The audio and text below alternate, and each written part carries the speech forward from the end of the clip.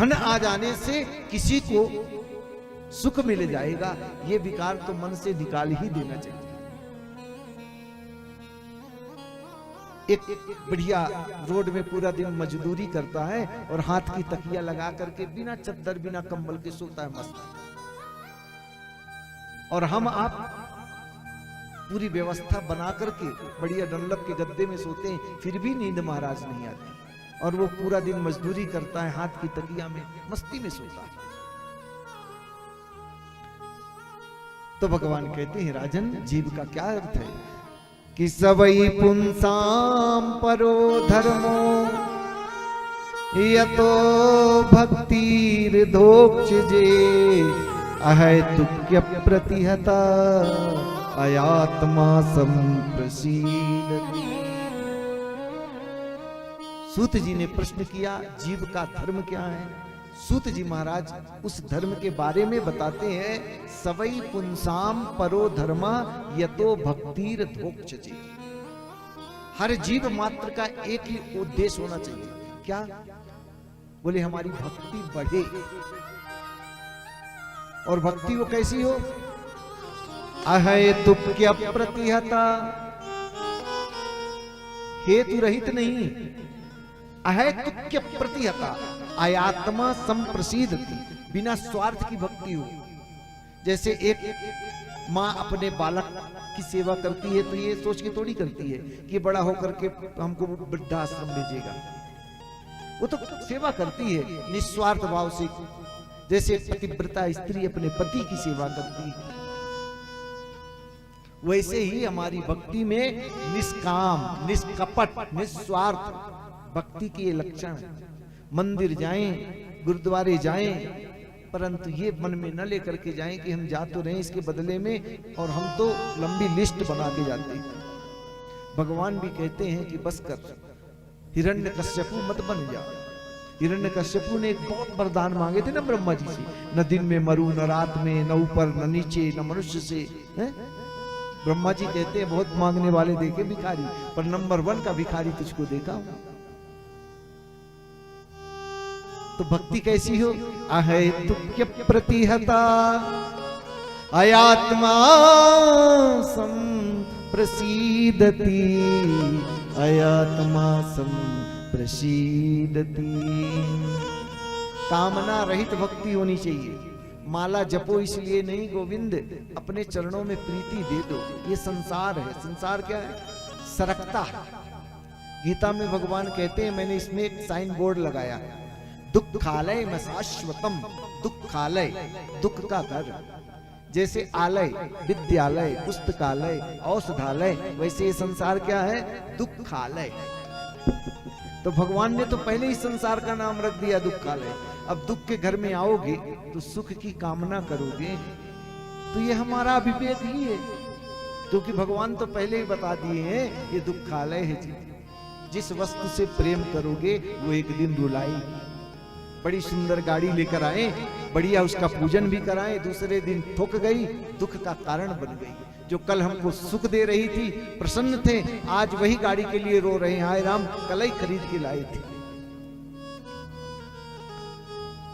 तो भक्ति में क्या होता है? बोले जनयत्यास वैराग्यम ज्ञानम चा यद हेतुकम, ज्ञानम चा यद हेतुकम।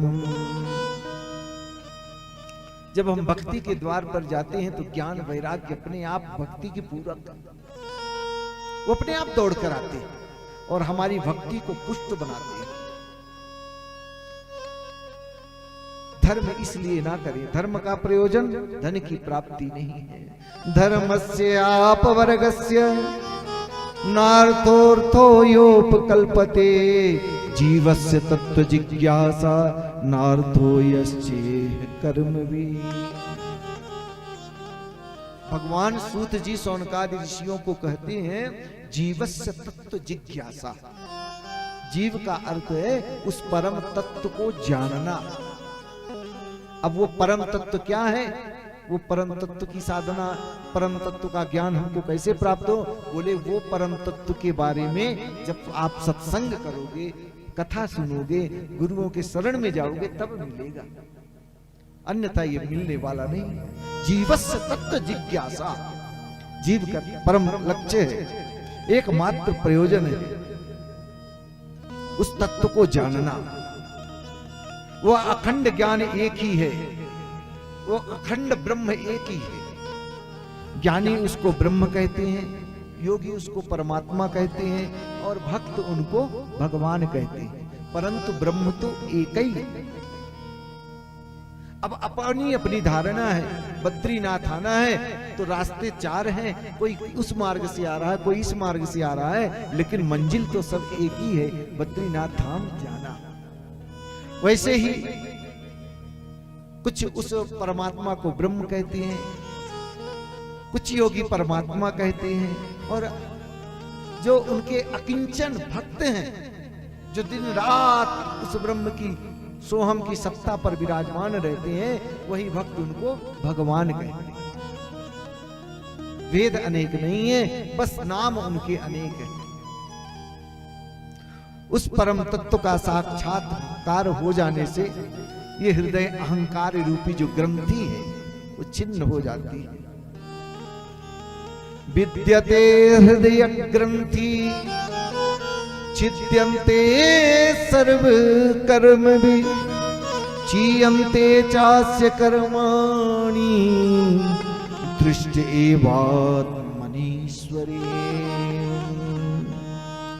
सारे संसार के सारे संशय मिट जाते हैं, अज्ञान की ग्रंथियां खुल जाती हैं। कब? जब उस ब्रह्म के बारे में हम जान लेते हैं। मुनि ने पूछा है, ये भागवत जी की उत्पत्ति कब, कहां, कैसे हुई है, कृपा करके बतलाइए। तब सूत जी कहते हैं, द्वापर के अंत में भगवान के 24 अवतार होंगे। उन 24 अवतारों में श्री वेद व्यास जी महाराज कला अवतार कहा गया इनको। कला अवतार मतलब जिनसे में संसार के जीवों को उन्होंने ज्ञान प्रदान किया, कथा लिखी, भागवत लिखी, पुराण लिखी। वैसे कपिल हैं, व्यास जी हैं। इस परम पावन वैकुंठपुरी बद्रीनाथ की भूमि पर सरस्वती नदी के तट पर सम्याप्रास आश्रम में वेद व्यास जी 17 पुराणों की रचना करके मन खिन्न करके बैठे हुए थे। उनको समझ में नहीं आ रहा था कि मैंने इतने पुराणों की रचना कर ली, फिर भी हमारा मन अशांत क्यों? मैं क्या करूं? ऐसा कौन सा कदम उठाऊं? किस मार्ग में चलूं? तभी वहां पर श्री नारद जी का आगमन होता है।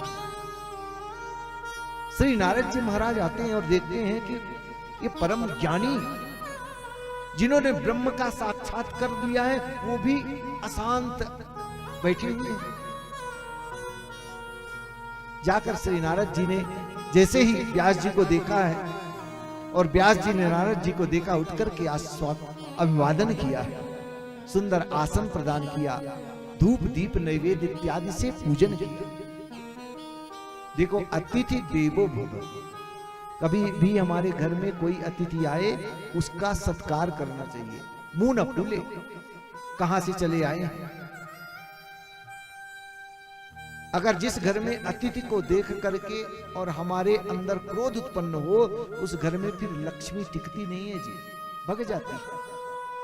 इसीलिए कभी भी हमारे घर कोई अतिथि आए, उसका सम्मान करो। अतिथि देवो भव। व्यास जी नारद जी को देखे, हमारी कुटिया में नारद जैसा संत आया है, आचरण में बैठाया है, आज उनके पाद प्रक्षालन किया है, धूप दीप नैवेद्य इत्यादि से पूजन किया। पूछा, महाराज आप अशांत क्यों?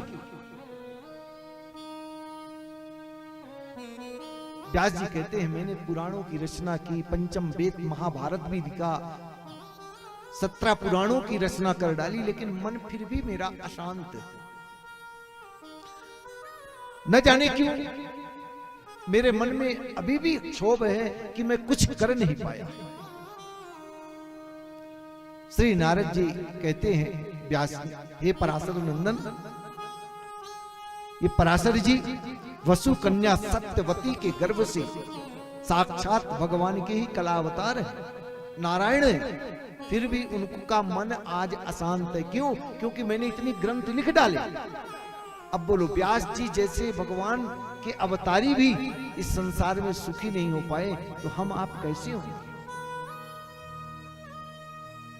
तमभिज्ञाय सहसा प्रत्युत्थायागतं मुनिं पूजयामास विधिवन् नारद सुर पूजितम।